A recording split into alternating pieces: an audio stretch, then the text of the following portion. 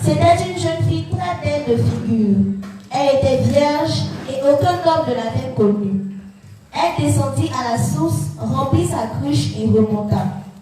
Le serviteur courut au-devant d'elle et dit « Laisse-moi boire, je te prie, un peu d'eau de ta cruche. » Elle répondit « Bois, mon Seigneur. » Et elle s'empressa d'abaisser sa cruche sur la main et de lui donner à boire. Quand elle eut achevé de lui donner à boire, elle dit « Je puiserai aussi pour des chameaux jusqu'à ce qu'ils aient assez bu. » Et elle s'empressa de vider sa cruche dans l'abreuvoir et courut encore au puits pour puiser. Et elle puisa pour tous les chameaux. L'homme la regardait avec étonnement et sans rien dire pour voir si l'Éternel faisait réussir son voyage ou non. Quand les chameaux eurent fini de boire, l'homme prit un anneau d'or, du poids d'un demi-cycle, et 2 bracelets de poids de 10 cycles d'or. Et il dit, « De qui es-tu, fille? Dis-le-moi, je te prie.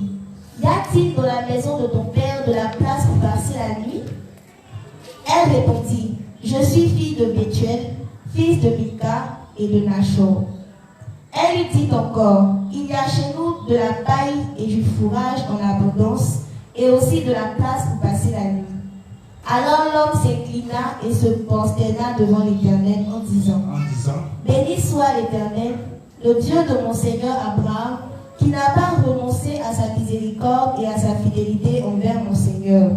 Moi-même, l'Éternel m'a conduit à la maison des frères de mon Seigneur. » Amen.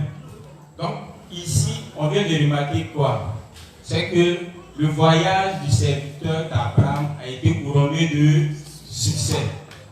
Mais, qu'est-ce qui a permis que ce voyage soit couronné de succès? C'est parce qu'il a obéi à tout ce que son maître lui a demandé de faire. Donc, on vient de remarquer que le serviteur a manifesté quoi? La véritable foi. Comme le révérend l'a dit, c'est faire tout ce que les serviteurs nous demandent de faire. Amen. Et pour cela, je bénis Dieu pour la foi de notre leader, le pasteur Tago, ainsi que les dévanciers, parce que en étudiant les principes, j'ai remarqué une chose. L'église qui est sous la coupole du pasteur Tago est unie au révérend. Pourquoi? Je l'ai dit. Les principes que nous étudions, ça vient d'où?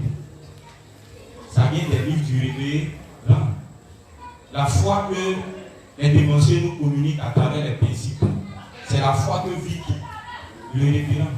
Les mêmes enseignements, si on va à courir, c'est les mêmes enseignements qui communiquent, parce que c'est les enseignements là qu'ils ont gardés et qu'ils ont transmis ça dans les livres, de sorte qu'ils puissent partager les mêmes enseignements avec tous les saints qui sont dans le monde entier. Donc, le simple fait de marcher selon les paroles du révérend, c'est être uni simplement à lui. Donc, bien même que on est en Côte d'Ivoire, plus précisément à Nyangono, on est unis au révérend Paul C. Young, parce que tout ce qu'il nous demande de faire à travers ces livres, c'est ce que l'Église nous enseigne ici. Donc, on ne peut pas dire que le pasteur Tago ou bien d'autres dévanciers n'ont pas la foi correcte. Amen. Donc, de même là, nous qui sommes venus après eux, on doit imiter leur foi en étant unis à tout ce qu'ils nous disent, parce que tout ce qu'ils nous disent vient de qui? Vient du révérend. Or, nous aussi, on sait que tout ce que dit le révérend, c'est Dieu qui lui a communiqué. Amen. Donc, le premier point, on a bien compris ce que c'est que être uni au serviteur. On a dit être uni au serviteur, c'est quoi? C'est faire tout ce que le serviteur nous demande de faire. Ça te plaît, ça ne te plaît pas. On dit, si tu veux manifester la véritable foi, fais ce que les serviteurs te demandent de faire. Amen. On va poursuivre.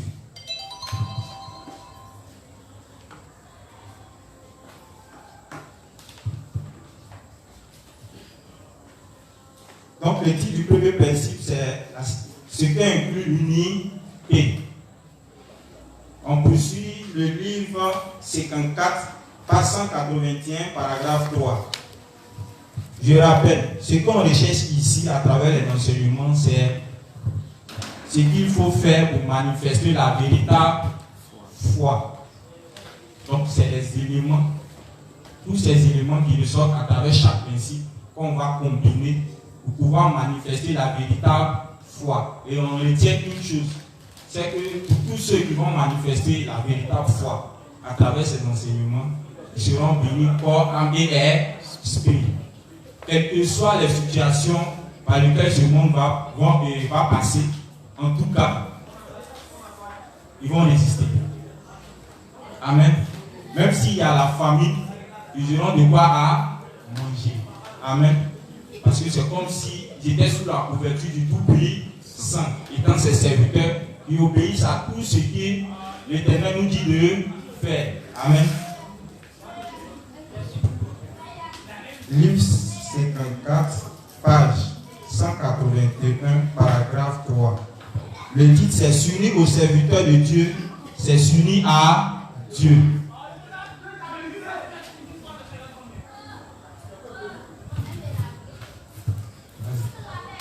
Livre 54, page 181, paragraphe 3. S'unir aux serviteurs de Dieu, c'est s'unir à Dieu. Dieu agit sur les animaux seulement à travers Noé. Il n'a pas travaillé directement sur eux. Ainsi, Dieu révèle sa volonté à ses serviteurs et agit à travers eux. Les Juifs, on comprend? Dans le jardin, là, et comme on appelle en Genèse, on a vu que Dieu a permis aux animaux de rentrer dans l'arche.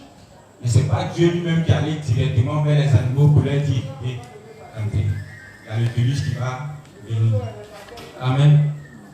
Même dans le jardin, lorsque les noms de chaque animal a été attribué, ce n'est pas eux-mêmes qui se sont attribués des noms. Dieu a dû utiliser qui? Il a dû utiliser Adam. Et c'est par Adam que chaque animal dans le jardin a eu un nom. Donc on remarque que quand Dieu veut faire quelque chose, il passe par qui? Par ses serviteurs. Et c'est par ses serviteurs qu'il travaille. Donc tout ce que les serviteurs disent, tout ce que les serviteurs font, c'est qui est en train de le faire? C'est Dieu. Amen. Tous les noms que Adam a attribués aux animaux, là, qui est en train de l'attribuer ces noms? C'est Dieu lui-même. Mais pour le faire, il n'a pas agi directement, il est passé par qui? Par son serviteur. En fait, ce principe-là, comprenons ça bien. Parce que généralement, quand on voit les serviteurs, on a tendance à regarder à leur apparence physique pour juger leurs paroles, comme si ça ne venait pas de Dieu lui-même. Souvent, quand les serviteurs nous disent quelque chose, bon, on regarde à son statut, on regarde à sa taille, ou bien on regarde à sa situation sociale, sans pour autant considérer que tout ce qui sort de leur bouche, c'est la parole de Dieu. C'est Dieu lui-même qui est en train de parler.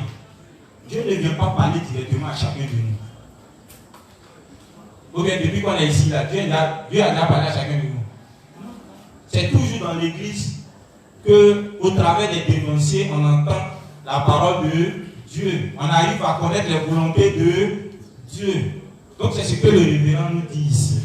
De sorte que lorsqu'on va décider de s'unir aux serviteurs, il ne faudrait pas que nos pensées viennent faire obstacle en doutant de ce qu'ils vont dire. Amen. En regardant à leur apparence, ne faisons pas ça. On retient une chose dans notre tête. Si l'Église a désigné quelqu'un comme étant un serviteur, mettons dans notre tête que lui, tout ce qu'il dit, ça vient de qui? Ça vient de Dieu. Ça ne vient pas de lui-même. Amen. Parce que dans l'église, les gens pèsent.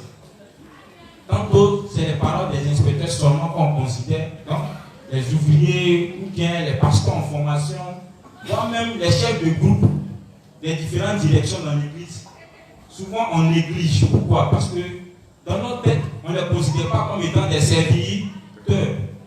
C'est l'église qui les a établis. Et dès l'instant où on sait que c'est l'église qui a établi un individu comme étant un serviteur, ça veut dire que tout ce qu'il dit, ce n'est pas ses paroles propres à lui-même. Mais tout ce qu'il dit vient de qui? Vient de la parole de Dieu.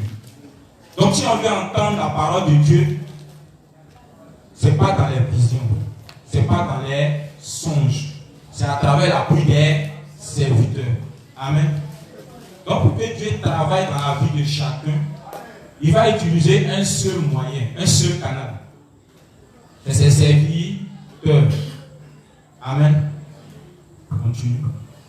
À chaque époque, Dieu appelle ses partenaires et agit avec eux. Donc à chaque époque, depuis l'Ancien comme le Nouveau Testament, le même principe est respecté. Dieu a toujours travaillé ainsi.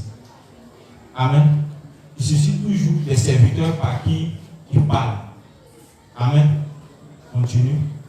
Après la fin de la génération de Noé, Dieu a appelé Abraham, Isaac et Jacob. Et après eux, il a appelé Moïse, Josué et les juges. Puis il a appelé Samuel et jusqu'à David par la suite. Quand Israël était divisé entre les royaumes du nord et du sud, Dieu a appelé beaucoup de prophètes, d'Élie à Élisée, Ésaïe, Jérémie, Ézéchiel, Daniel, et ainsi de suite.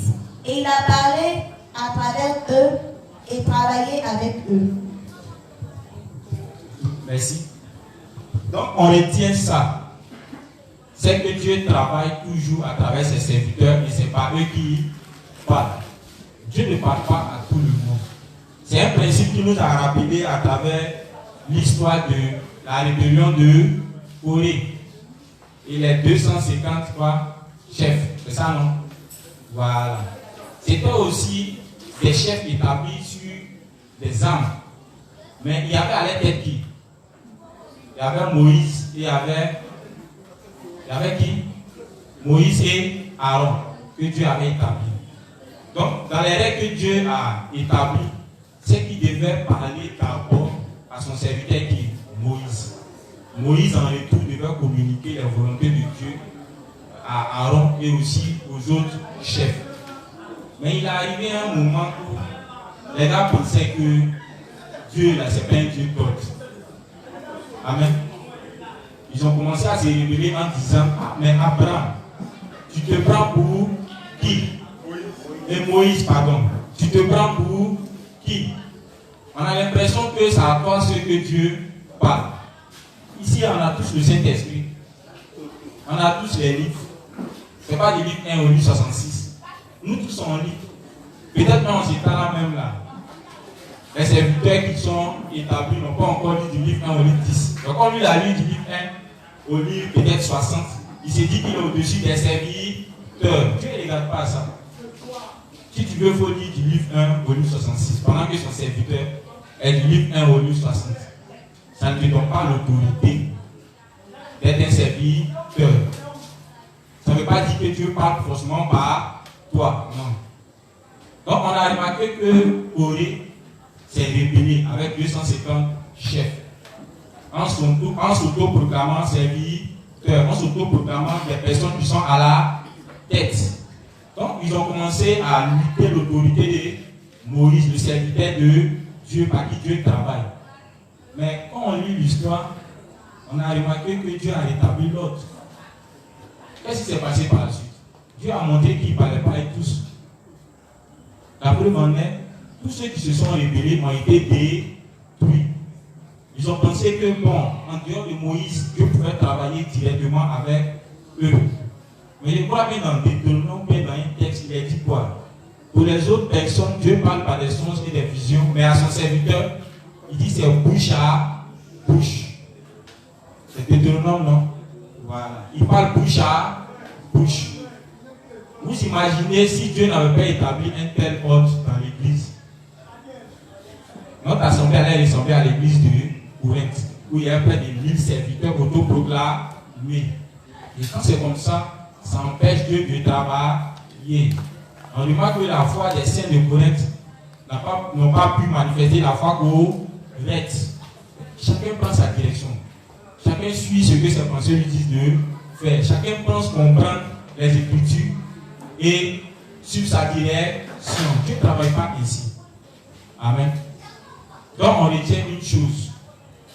Pour qu'on manifeste la véritable foi, retenons dans nos têtes que c'est à travers tout ce que disent les serviteurs. C'est à travers cela que Dieu agit. C'est à travers eux que Dieu communique ses volontés. Donc c'est en obéissant à tout ce qu'ils nous disent qu'on peut manifester la véritable foi.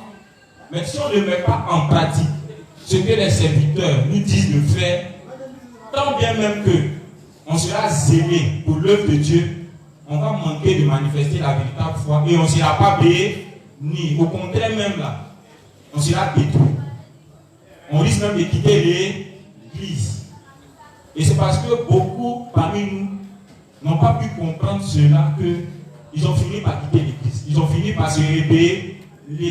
Or, si on avait chacun bien compris ces éléments de base, c'est sûr qu'on allait être toujours unis aux serviteurs et à l'église de Dieu. Donc, retenons que, étant dans l'église, Dieu ne parle pas à tout le monde. Dieu ne se révèle pas à tout le monde. Il se révèle uniquement à ses serviteurs. Et c'est par eux qu'il agit.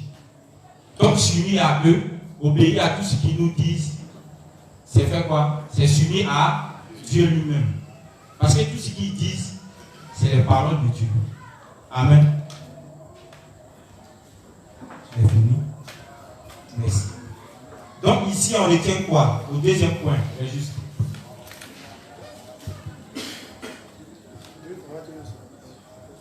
C'est juste, on retient quoi? Au deuxième point.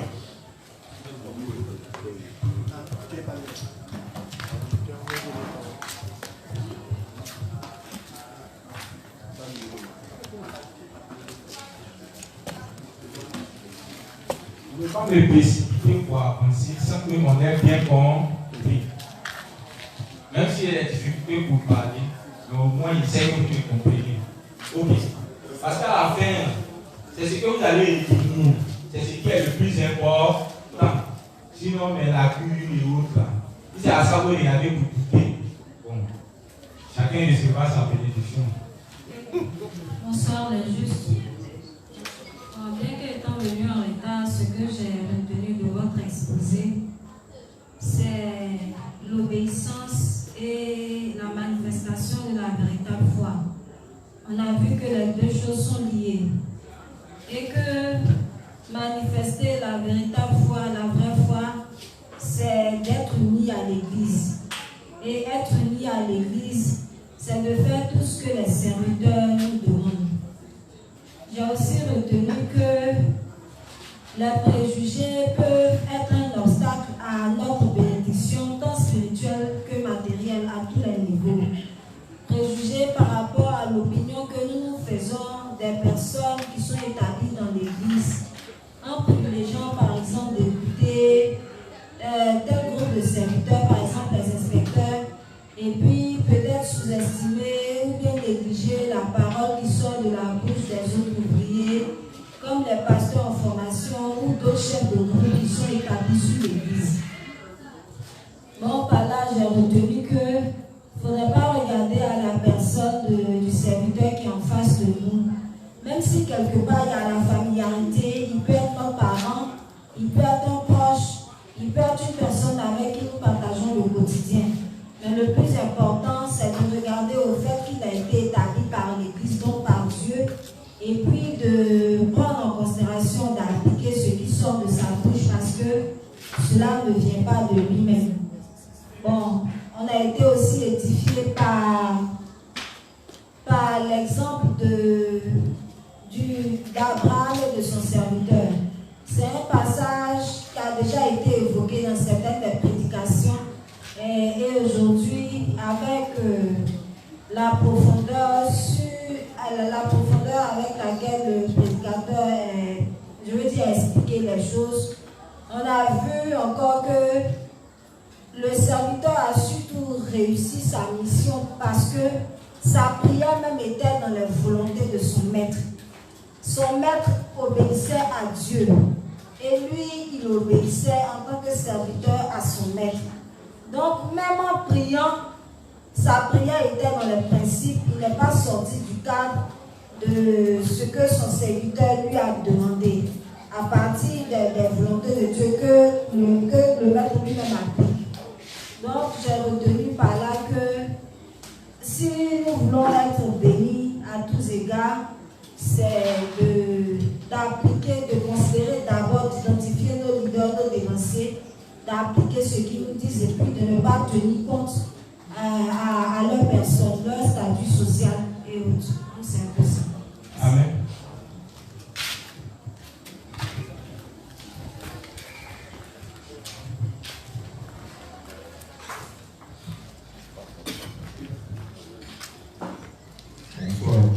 Bon, c'est juste ajouter un peu sur ce qu'elle a dit, donner une conclusion en quelque sorte.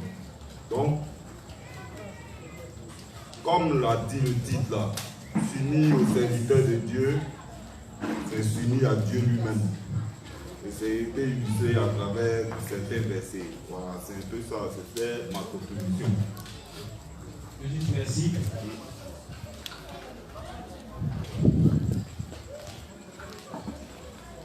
Amen. Donc on a compris à travers les deux principes que s'unir au serviteur, c'est s'unir à Dieu. Et s'unir au serviteur, c'est faire tout ce qu'il nous demande de faire. Amen. On poursuit. Cette fois-ci au livre 54, page 184, paragraphe 3, 185, paragraphe 1. Le titre c'est Dieu agit au travers de ses serviteurs, il faut donc les éprouver. Dieu agit au travers de ses serviteurs, il faut donc les éprouver. Livre 54, page 184, paragraphe 3, 185, paragraphe 1. Ceux dont la foi est immature n'ont pas la perception correcte des serviteurs de Dieu. Ils essaient juste d'être amis avec les serviteurs de Dieu en termes charnels, puisqu'ils semblent avoir le pouvoir dans l'Église. Cependant, les saints devraient essayer d'apprendre des leçons spirituelles auprès des serviteurs de Dieu. Donc on comprend donc l'introduction du révérend. Pendant qu'on demande à tous les saints de faire tout ce que les dévanciers nous demandent de faire et de les identifier comme étant les serviteurs de Dieu par qui Dieu parle et par qui Dieu agit. On dit qu'il y a certains saints qui font partie de l'Église qui ont une autre image des serviteurs, soit parce qu'ils les savent financièrement, donc comme ils se permettent d'acheter de la nourriture pour les dévanciers, au lieu de les considérer comme étant les serviteurs par qui peut apprendre la véritable foi, lui les considère comme ses amis. En Côte d'Ivoire, ils sont vus comme ses frères saints. Ça, le révérend les considère comme des personnes qui sont comment immatures. Or, qui parle d'être immature veut dire que tu ne manifestes pas la vraie foi. Donc, c'est sûr qu'à la longue, ce sur quoi tu reposes là, Dieu va tout ébranler. Amen. Parce qu'on sait que quand on fréquente l'église, c'est le lieu où Dieu nous transforme, Dieu nous enseigne. C'est là où Dieu permet que tout ce qu'on avait amassé dans le monde, on se débarrasse de ça. Donc si on vient dans l'église avec une telle mentalité, c'est sûr qu'on fera face à de nombreuses difficultés. Amen. Donc pendant qu'on fréquente l'église, on retient une chose. Ne faisons pas comme les personnes immatures. Ne considérons pas nos dévanciers comme nos frères saints. Amen. Les dévanciers aussi doivent comprendre que les âmes, là, quand on est trop proche d'eux, voici ce qui peut arriver. Et ça, même dans ma zone, c'est arrivé à certains de mes responsables qui j'ai établi. Au départ, ils ne comprenaient pas. C'est vrai que c'était un peu bizarre sur eux, donc ils étaient toujours obligés d'être là où les saints sont, pour qu'au cas où il y a la manne qui tombe, ils puissent en profiter. Mais ça fait que, arrivé à un certain moment, les saints ont commencé à considérer les dévanciers comme étant leurs amis. Donc du coup, le dévancier peut être assis. On tape sa tête, il va connaître en fond, mais Bon. Ils avaient l'habitude de faire ça. Jusqu'à ce qu'un jour, je sois là. Donc, en fait, ça l'a échappé. Donc, il était là, et puis devant moi, il a tapé sa tête. Et puis, à mesure là, en forme, hein. Bon. Si un saint commence à jouer ainsi avec son dévancier, c'est pas sûr qu'il peut le considérer comme étant un serviteur de Dieu. Il peut même manquer de savoir que tout ce qui sort de sa bouche là, c'est la parole directe de Dieu.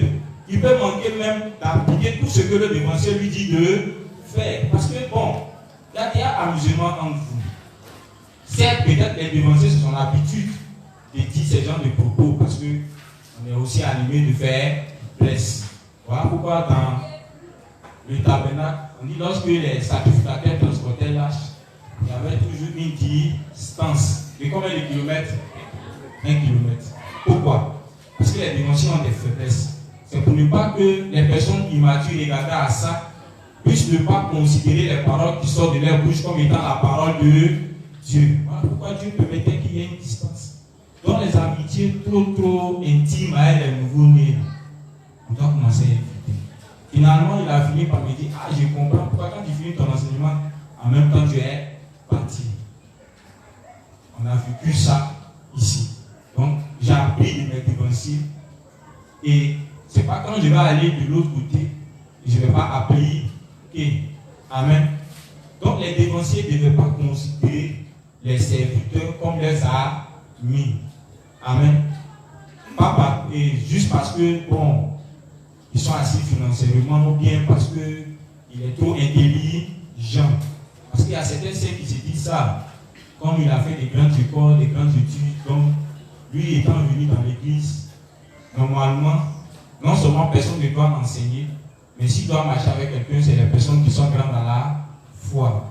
Et du coup, c'est pas mauvais, mais au moins étant unis à eux, le mieux c'est d'apprendre la véritable foi auprès d'eux. Mais malheureusement, ils les considèrent comme des personnes qui ont le même niveau que les serviteurs. Et ça, c'est très dangereux. Le révérend les considère, je rappelle, comme des personnes immatures. Donc, si on est ici, qu'on a une telle pensée, sachons que ça, ce n'est pas la véritable foi. Renonçons à ça. Amen. Renonçons à ça. Parce que si on continue dedans, on ne va pas grandir. On ne sera pas béni. On risque de ne pas considérer les paroles comme étant la parole de Dieu. On risque de ne pas faire ce qu'il nous demande de faire. Alors que c'est de là que découlent toutes les bénédictions. Amen. Même si c'est ton mari, tu dois retenir que si l'église l'a établi comme étant un serviteur, sache que tout ce qu'il te dit, là, même étant à la maison, c'est les paroles de qui? C'est les paroles de Dieu. J'ai dit ça parce que moi aussi, j'ai femme à la maison. Oui, et c'est ce qui est dedans.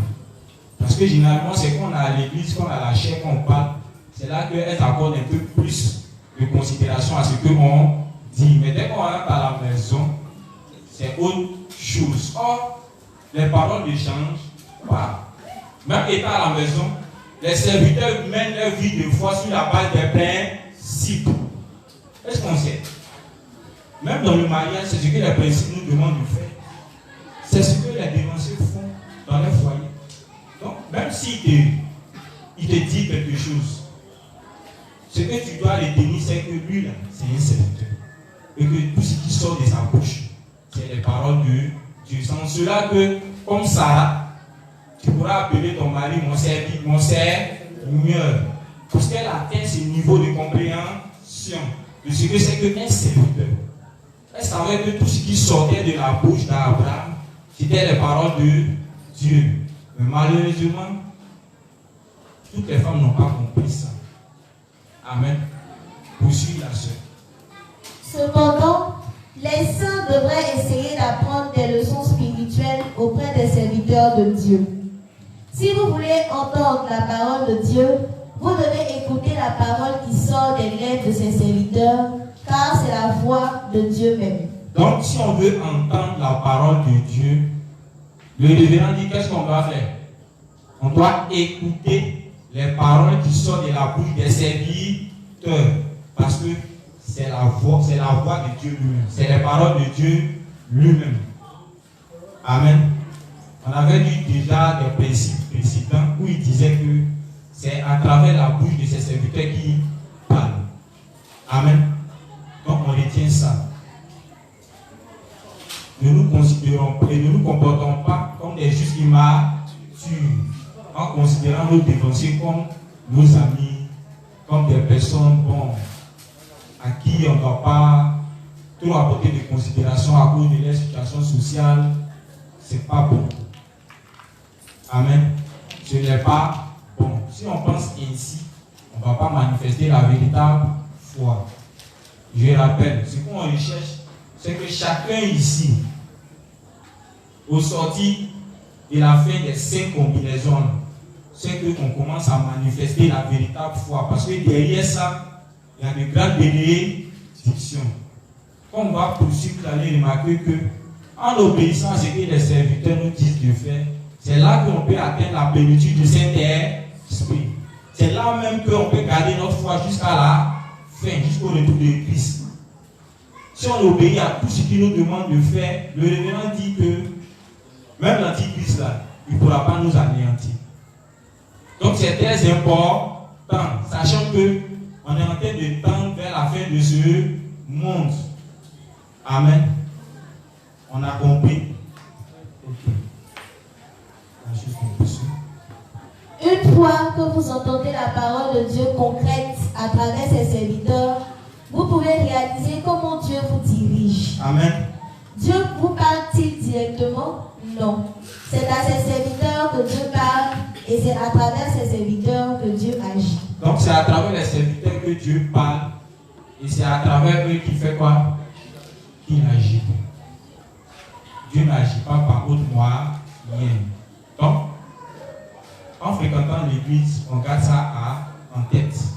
Parce que c'est de là que va venir toutes nos sources de bénédiction. Aujourd'hui, si on voit qu'il y a des inspecteurs, des pasteurs, voire même le pasteur Tagro qui atteint ce niveau, c'est les mêmes éléments sur lesquels il a fondé sa foi. J'imagine que si on était de l'autre côté dans les églises du monde, ces gens d'enseignement allaient coûter très cher.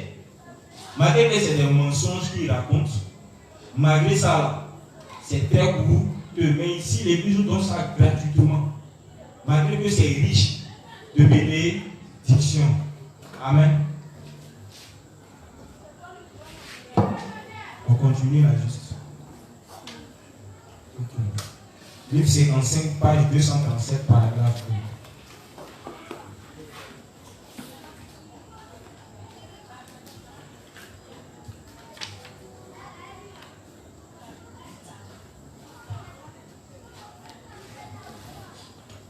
Les responsables doivent obéir aux décisions mûries du leader.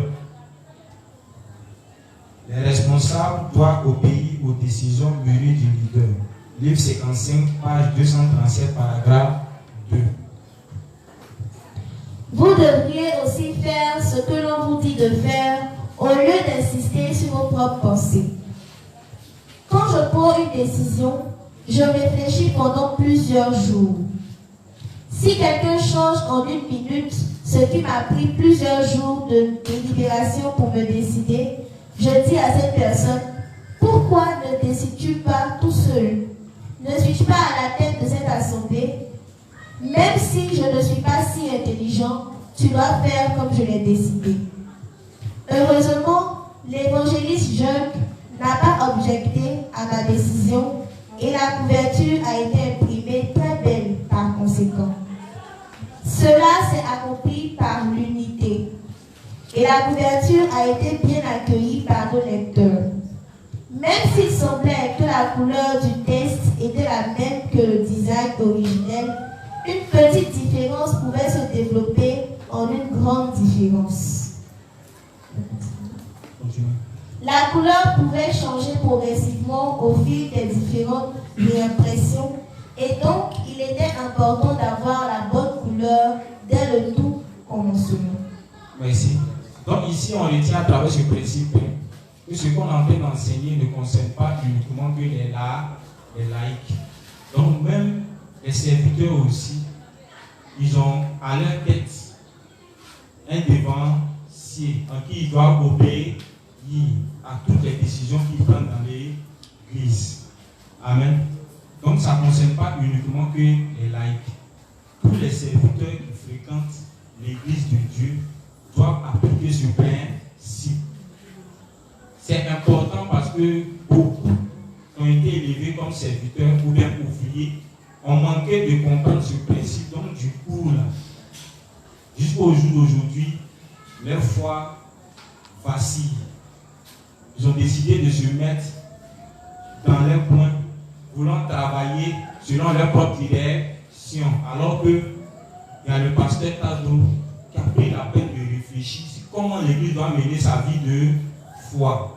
Donc toutes les décisions qui sont prises dans l'église, toutes les directions qui sont données aux ouvriers, aux serviteurs, ce qu'on demande là, c'est d'adhérer.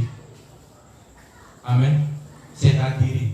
Et si aujourd'hui on voit que nos inspecteurs gardent toujours la foi, sont toujours unis au pasteur Tago, c'est parce que tout simplement, ces principes-là, les connaissants, ils appellent ça au quotidien.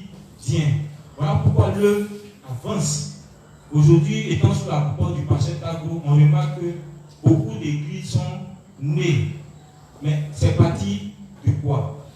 Voici les éléments de base sur lesquels les dévanciers ont pu bâtir leur foi, ont pu manifester leur foi, ce qui a permis à l'œuvre aujourd'hui de porter beaucoup de fruits. Comme on le dit sans cesse ici, c'est un peu une image du camp de formation, voilà, qui est représenté en Corée. Chaque soir, on nous donne des enseignements. C'est pour un seul but, qu'on grandisse et qu'on soit utilisé aussi comme des serviteurs. Mais pour y arriver, on doit comprendre comment nos dévanciers ont pu parvenir à devenir des serviteurs. C'est parce que eux aussi, à la base, ils ont pu s'accorder à toutes les décisions que prenait le pasteur Tago. Amen. C'est pas parce qu'ils ne réfléchissent pas, c'est pas parce qu'ils n'ont pas leur pensée, mais c'est pas parce qu'ils n'ont pas leur opinion personnelle, mais c'est parce qu'ils savent que c'est un principe que Dieu, là, il a toujours travaillé à travers son serviteur qui est à pied. Donc du coup, sachant ça, ils savent que les décisions qu'il prend, il prend la peine d'abord de suffisamment réfléchir là-dessus. Ce n'est pas de façon simultanée. Amen. C'est parce qu'au regard des principes, au regard de la parole de Dieu, quand il trouve bon qu'on puisse diriger l'église ainsi, c'est là qu'il soumet ça aux autorités de l'église. Et eux aussi, en consultant les écrits, ils réalisent que cela est fondé sur les écrits. Donc ils obéissent carrément. Mais malheureusement, ce n'est pas tous les dévanciers, ce n'est pas tous les ouvriers qui adhèrent. Donc le révérend dit, c'est pas bon. Ça ne nous permet pas de manifester la foi correcte. Donc même si tu es dévancier et que ce principe n'est pas appliqué dans ta vie de foi, tu peux manquer de faire le travail qu'on t'a confié. Amen. On se comprend. Ok. C'est terminé. Oui. Le titre là, les responsables doivent obéir aux décisions mûries du leader. Aujourd'hui, il y a plein de décisions que le pasteur Tago prend, mais il arrive que par moment on ne comprenne pas. Je vais prendre par exemple les cotisations des responsables. Beaucoup de responsables, jusqu'au jour d'aujourd'hui, tant bien même que la décision vient du pasteur Tago, beaucoup n'y participent pas. Mais c'est dû à quoi? C'est dû au fait qu'eux-mêmes, au fond, bon, ils ne considèrent pas ça, cette partie-là, comme étant la parole de Dieu. Sinon, moi, je sais une chose. Si le pasteur Tago dit de cotiser, c'est pour une seule cause. C'est pour que ces fonds-là puissent servir à faire quoi? À faire l'œuvre de Dieu. Et si c'est adressé directement aux serviteurs, c'est parce que quelque part, il a dû les prendre dans les livres du révérend. Amen. Mais beaucoup, tant bien même qu'on est des serviteurs, on a tendance à négliger ça.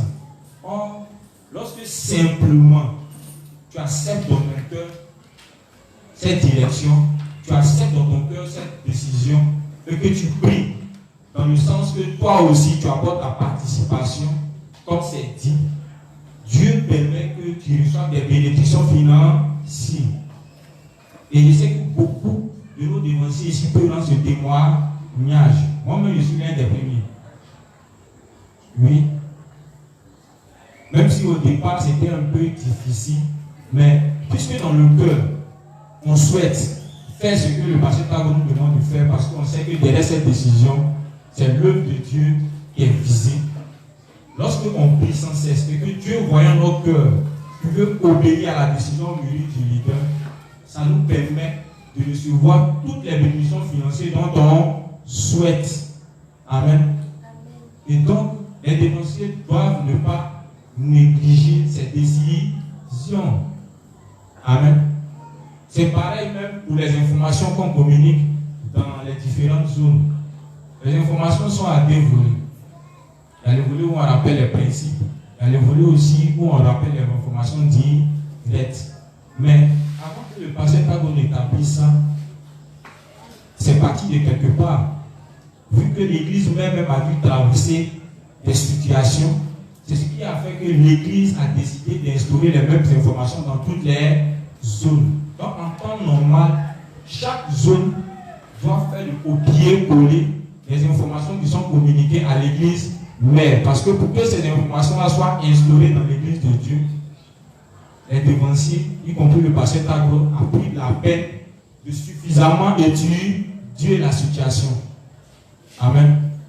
Donc les serviteurs, les dévanciers même ne sont pas épargnés. Et quand on lit l'histoire, on remarque que à travers le récit du révérend, ce n'est pas tous les serviteurs qui ont adhéré.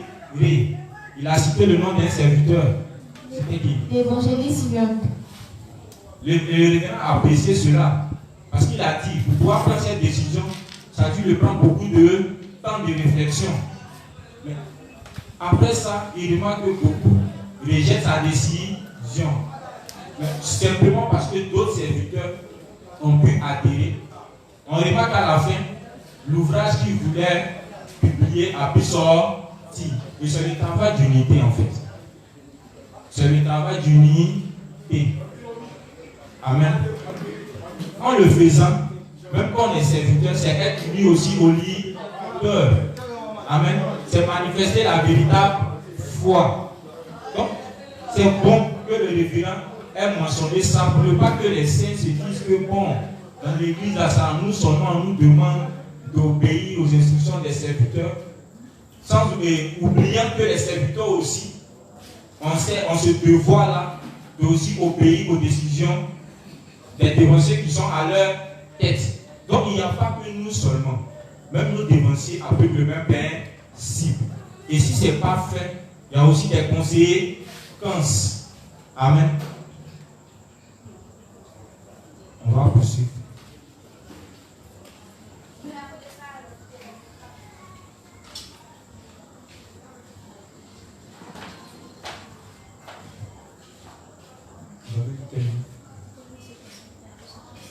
Ok, merci. On va lire au livre 62, page 22, paragraphe 2, ligne 6 à ligne 9. Associé à la page 23, paragraphe 1. Suivre les dirigeants nommés par Dieu. Livre 62, page 22, paragraphe 2, ligne 6 à ligne 9. Associé à la page 23, paragraphe 1. Suivre les dirigeants nommés par Dieu.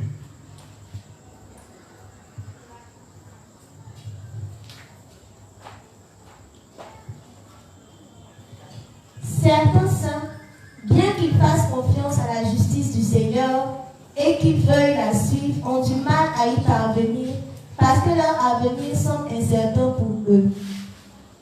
Ces personnes devraient suivre les traces des travailleurs de Dieu qui les ont précédés. Ils doivent mettre de côté leurs propres objectifs privés, faire confiance aux dirigeants de l'Église qui sont nommés par Dieu et accomplir son œuvre dans sa tente. Lorsque vous suivez la justice du Seigneur avec votre cœur uni à l'Église de Dieu, vous pourrez même prendre part au précieux ministère principe de la justice. Page 22, paragraphe 2, 1600 9, minute 62, associé à la page 23, paragraphe 2.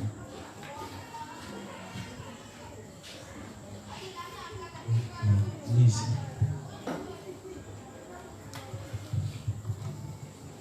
Et pour ce faire, nous devons suivre les traces des prédécesseurs de la...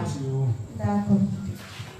Si nous voulons marcher avec le Seigneur, et si nous voulons vraiment unir notre cœur au Seigneur et le suivre, alors nous avons besoin du Seigneur à nos côtés, et nous devons avoir foi en lui. Nous devons nous rendre compte que le Seigneur marche avec nous et nous aide. Nous devons connaître Dieu correctement et croire en lui correctement. Ce n'est qu'alors que nous pourrons suivre la justice du Seigneur. Et pour ce faire, nous devons suivre les traces des prédécesseurs de la foi, ceux qui sont allés avant nous. On dit pour pouvoir suivre la justice du Seigneur, on doit faire quoi? Suivre les traces de nos prédécesseurs dans la foi. Et quelles sont les traces des prédécesseurs dans la foi? Qu'est-ce qu'on remarque dans les traces des prédécesseurs dans la foi?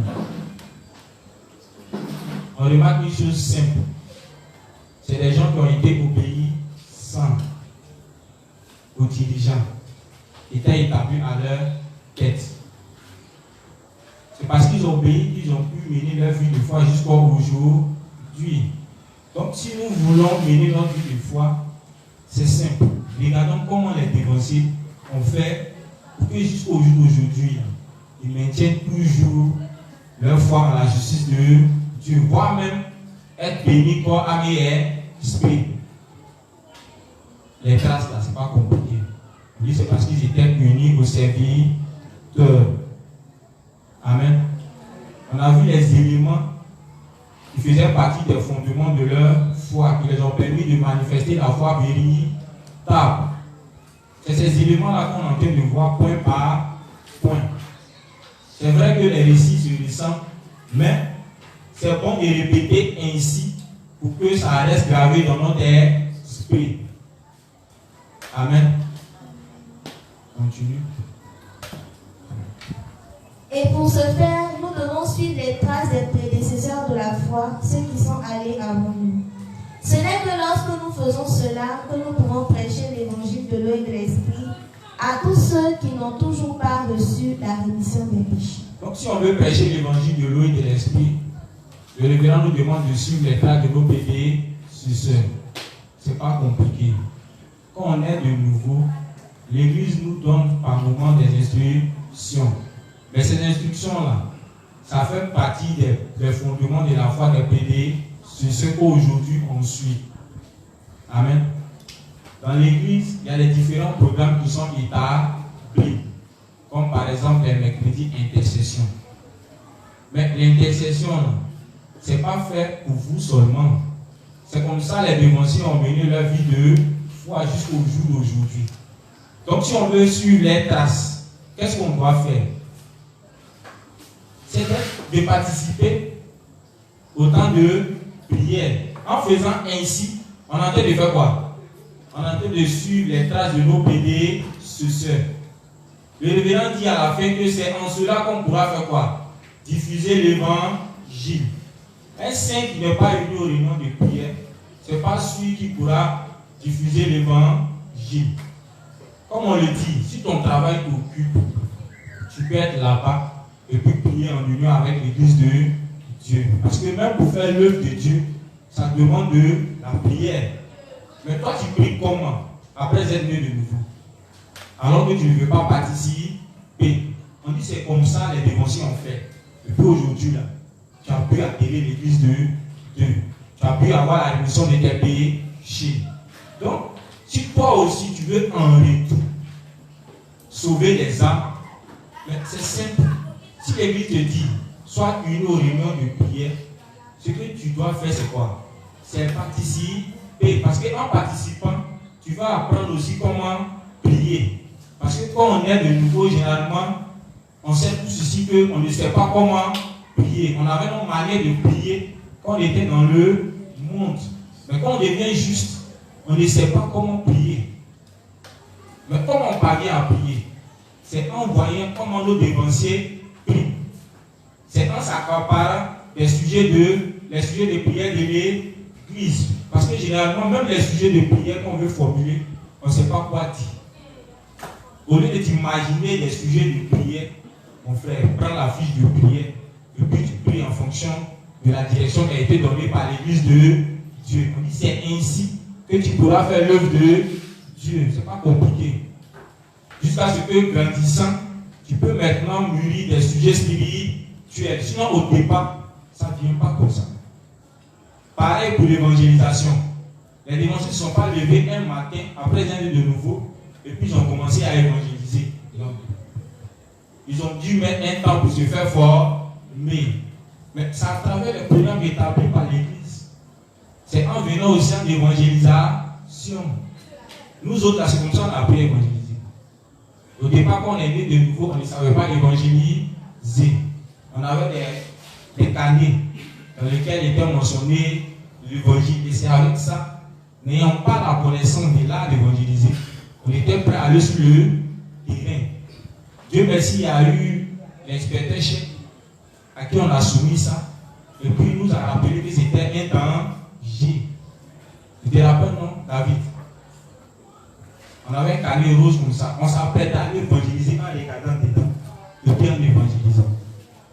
On n'était pas conscient que dehors, il y avait des personnes endoctrinées dans les fausses croyances, dans les fausses doctrines qui pouvaient ébranler notre foi. Mais il a fallu l'heure d'orientation pour qu'on revienne à la base et suivre les traces. En faisant quoi? En étant unis au programme établi par l'Église de Dieu. Quand on est arrivé ici, ça a été simple. Il nous a dit de faire des groupes avec des dévanciers à nos têtes qui avaient la connaissance de l'art d'évangéliser. Et on allait sur le terrain et on les voyait comment évangéliser. C'est de là qu'on a appris. Moi, particulièrement, c'est l'inspecteur Gouli qui m'a appris au départ à évangéliser. Quand on faisait les groupes qui étaient dans son équipe. Amen. Et c'est auprès de lui que j'ai appris. J'ai aussi fait des fronts avec d'autres dévanciers aussi. J'ai appris de chacun d'eux. J'ai appris comment ils ont évangélisé. Moi aussi, au travers de mes lectures, j'ai aussi appris du réveil. Même du marché à travers ces fronts qu'il fait sur les plateformes ou bien dans les débats. Tout ça nous a permis d'apprendre. Amen. Donc c'est comme ça qu'on parvient à pouvoir faire l'œuvre de Dieu. Sinon, on ne se lève pas un matin comme ça et puis on commence à faire l'œuvre de Dieu. Ce n'est pas possible. Donc la direction que va nous donner les serviteurs de l'Église de Dieu pour qu'on puisse faire l'œuvre de Dieu, c'est ce qu'on doit suivre. Amen. Tous ceux qui vont suivre cela, tous ceux qui vont suivre les traces, c'est ainsi qu'ils pourront faire l'œuvre de Dieu. C'est pareil même pour les différentes zones qui sont établies aujourd'hui. Tout a commencé en Angola ici. Même si aujourd'hui on dit, bon, il y a une zone qui est détachée à 13 villes. Mais pour que la zone de 13 villes parvienne à devenir l'église de Dieu, il faille qu'on apprenne de l'église mère, des dévanciers de l'église mère. Bon, on est là-bas, on ne connaît rien en ce qui concerne les offrandes. Comment on fait les offrandes, comment on gère les offrandes. Bon, si tu n'as pas eu l'orientation d'un dévancier, de quelqu'un qui est déjà passé par là, c'est sûr que quand l'argent va rentrer dans la caisse, Satan peut t'envoyer des pensées disant il n'y a pas de crédit. Et puis après, il y a un remboursé. Ça arrive. Il faut qu'on le dise. Bon, quand il y a là 13 villes, le président Agro m'a rappelé ça. Quand j'allais faire les offrandes, il m'a dit tout ce qui devait arriver. Et effectivement, c'est arrivé. C'est là que j'ai compris qu'il est nécessaire pour nous de suivre les dévanciers. Parce que si on n'avait pas déjà prévenu, c'est sûr qu'aujourd'hui, là, la caisse de 13 vient être vide. Non seulement avant de commencer à faire les offrandes, on a dû étudier les cours sur l'économie. Mais les cours sur l'économie, c'est la foi de qui? C'est la foi du révérend. C'est comment le révérend a géré sa vie de foi au niveau de l'économie. Amen. Donc on a dû étudier ça suffisamment. Mais il n'y a pas eu que ça. On a eu aussi à consulter les dévanciers de l'église de Dieu pour avoir les orientations. C'est ce qui a permis qu'aujourd'hui, on soit nous-mêmes les serviteurs irréprochables. Charles. Sinon, si on ne t'a pas dit, tu as fait des erreurs. Amen. Aujourd'hui, même au niveau de la célébration des cultes, à 13 juillet, c'est le copier-coller des Nyangono. On n'a rien ajouté. On n'a rien débranché. C'est pareil, copier-coller. Voilà pourquoi aujourd'hui, l'œuvre de Dieu avance pas par pas. Et avec l'aide des dénoncés qui passent là-bas sans cesse, ça permet à l'œuvre de Dieu de grandir. Amen. Mais c'est arrivé par quel moyen? C'est parce qu'on a dû suivre les traces de l'église, mais qui a commencé ici. Même ceux d'Abobo. Ceux d'Abobo, aujourd'hui, on voit qu'à travers leur église, il y a beaucoup d'assemblées qui sont nées. Mais c'est venu d'où? C'est encore Nyangon Nord, avec les dénoncés de Nyangon Nord, qui allaient sans cesse à Bobo travailler avec les saints de là-bas. Jusqu'à ce qu'ils leur communiquent la véritable manière de vivre leur vie de foi. La véritable manière de diriger l'église de Dieu. Et je vous assure que même jusqu'à aujourd'hui, ils continuent encore de consulter les dévanciers. Amen. Parce que la tâche est très grande. Amen. Donc, si on veut mener notre vie de foi, si on veut faire l'œuvre de Dieu, le révérend nous conseille de faire quoi? De suivre les traces de nos dévanciers. Amen. Ce qui revient à dire qu'à chaque pas qu'on voudra poser, il y a lieu pour nous de faire quoi? D'aller vers eux et de leur soumettre ceux-là, en fait, d'avoir leurs orientations. Sinon, si on se lève comme ça, parce qu'on nous a nommés dans une zone, et qu'on veut diriger cette zone selon nos propres pensées, selon notre propre manière de faire, c'est sûr que cela va échouer. Oui. Amen. Donc, si on veut prêcher l'évangile efficacement, si on veut que l'œuvre de Dieu prospère dans notre zone, tout ce qu'on a à faire, on regarde comment nos dénoncés ont fait pour arriver là. Que ce soit ceux d'Abidjan, que ce soit ceux de l'intérieur, que ce soit ceux-mêmes qui sont en Europe, c'est le même principe qui doit appliquer. Amen. Ceux-mêmes qui sont en Europe, là, ils sont obligés de suivre la direction de qui? De suivre les traces de qui? De l'église mère. Puisqu'ils sont rattachés à l'église mère. Donc, pour chaque pas qu'ils voudront poser, ils sont obligés de faire quoi? De se référer aux dirigeants de l'église. Ah, on veut faire telle chose. On fait ça comment? Ou bien comment on va le faire? C'est lorsqu'ils vont nous donner l'orientation et qu'on va mettre en pratique, ça va porter du fruit. C'est ainsi qu'on suit leurs traces. Amen. Donc on retient aussi ce principe. Si on veut faire l'œuvre de Dieu, on nous demande de faire quoi? De suivre les traces de nos dévanciers. On a expliqué ce que signifie suivre les traces de nos dévanciers. Amen. On a dit suivre les traces de nos dévanciers, c'est faire quoi? Micro. Suivre les traces de nos dévanciers, c'est faire quoi?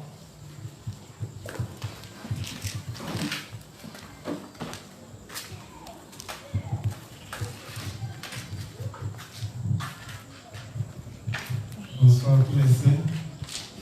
Pour rendre ça court, suivre les traces de nos dévanciers, c'est faire du copier-coller. Ce qu'ils ont subi et aujourd'hui, ils peuvent nous diriger là. C'est la même chose que nous devons faire aussi et que nous aussi, on puisse avoir aussi un niveau pour pouvoir devenir aussi serviteur de Dieu. Amen. Merci. Donc, on rappelle, oui, vas-y. C'est bon? Mais tu veux parler. Vas-y, tu veux parler juste. Ce que j'ai compris par là, c'est aussi simple. J'ai compris 1 plus 1 égale 1. Ce que je vais dire, c'est quoi? C'est dévancier laïque égale 1. Je suis en dévancier, tout ce que tu dis égale 1. 1 plus 1 égale 1. Sur des dévanciers, tu fais 1 avec eux, et puis tu avances, et puis voilà. Amen. Merci, frère. Donc, les justes, on retient ça. Voilà. Parce que même sur le terrain d'évangélisation, on remarque que certains saints ont une mauvaise attitude. Lorsque les dévanciers sont en train d'intervenir, bon, par moment, ils trouvent que la méthode du dévancier n'est pas trop adaptée. Toi qui viens d'arriver, tu ne sais même pas comment évangéliser. C'est toi qui viens enseigner ça à ton évancier. C. Laisse la bouche B et puis suis sa méthode. Les dévanciers là, ils ont plusieurs manières d'entrer dans le vif du sujet.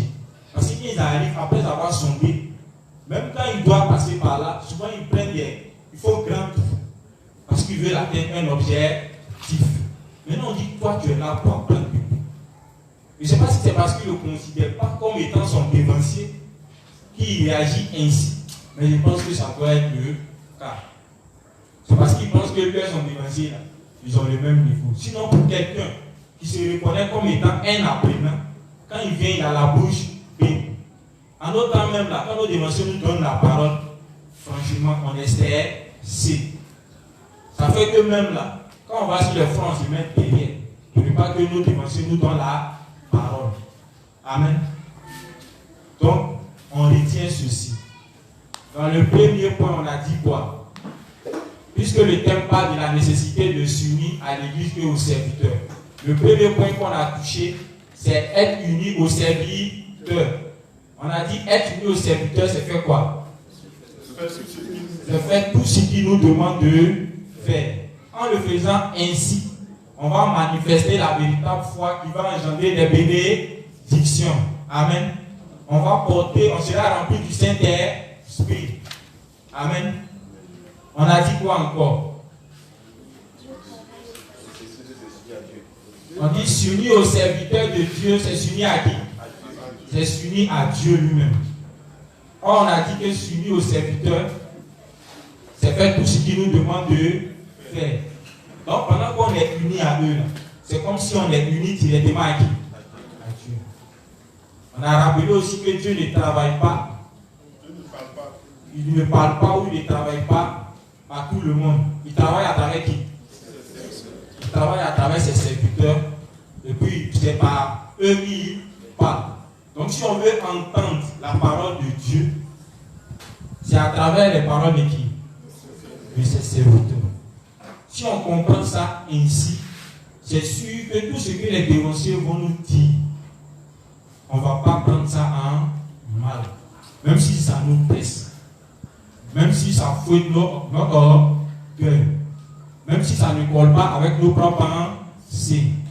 Parce que c'est parce que beaucoup parmi nous ont manqué de comprendre ces éléments, manqué par moment. Quand un dévancier dit quelque chose, il trouve que c'est son dévancier en train de parler mal de lui. Ou bien son dévancier en train de l'attaquer. Non. On est ici. Même si le dévancier, il tremble, ou bien il est dur. Tout ça là, ça vient de qui? C'est le Saint-Esprit qui le communique. Donc s'il s'attaque à ta vie, dis-toi que ce qu'il est en train de dire là, ça vient de qui? Ça vient de Dieu. Et tant que ça vient de Dieu, ce qu'il y a lieu de faire, c'est quoi? C'est obéir. Sinon, il y a des prédications par moment, ça nous attaque directement. Mais, comme on s'est dit que celui qui est en face de nous, là, ce qu'il dit, c'est la parole de Dieu. Du coup, bon, ça ne nous fait rien. Par moment, ici, quand le pasteur Tagro est en train de prêcher, il prend des exemples en attachant les inspecteurs, en attachant souvent les pasteurs. Il y a certains laïcs même qu'on attache ici. Mais ils ne se sont jamais fâchés. Pourquoi? Parce qu'ils savent que ce que le vieux est en train de dire, ça vient de qui? Ça vient de Dieu. Les reproches qu'on nous fait, ce n'est pas la personne même qui nous fait des reproches. C'est Dieu qui est en train de nous faire des reproches à travers lui. Donc si on comprend ça ainsi, c'est sûr qu'on pourra manifester la véritable foi. Amen. Donc comme il est l'heure, je ne sais pas s'il doit donner l'occasion ou juste de poser des questions. Mais ce que je vais faire, je vais laisser les saints méditer là-dessus, analyser, et puis demain quand on va venir, comme introduction, on va procéder par des questions. Amen. Donc si ce, je vais passer le micro à ma soeur pour qu'elle termine par la prière. Donc les justes ensemble, on va remercier le Seigneur pour cette séance bénissante. Ensemble, prions. Seigneur, nous te disons merci pour ce moment bénissant que tu as permis. Merci Seigneur pour toutes ces paroles qui sont tombées dans nos cœurs. Merci Seigneur de ce que nous les comprenions parfaitement en fonction de notre niveau de foi et que nous les appliquions dans notre vie de foi. Merci Seigneur de raccompagner chacun d'entre nous à la maison et de nous donner la force, la santé et les moyens nécessaires afin d'être présents ici demain pour la suite de ton enseignement. Merci Seigneur de ce que tu as exaucé nos prières au nom de Jésus-Christ. Amen. Donc les juges, bonne soirée à chacun de nous et que Dieu nous bénisse et qu'il nous raccompagne jusqu'à notre merci.